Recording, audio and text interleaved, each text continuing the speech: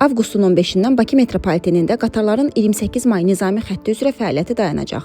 Rəsmi məlumata görə buna səbəb metronun qırmızı və yaşıl xəttlərinin ayrılması üçün tikintinin başlamasıdır.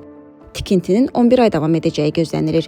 Bu səbəblə 28 may və Nizami də daxil olmaqla müxtəlif stansiyalar arasında 6 xətt üzrə ekspres avtobuslar fəaliyyətə başlayacaq. Lakin bu avtobuslarda gedişin pullu olacağı xəbəri ictimaiyyət tərəfindən tənqid olunub.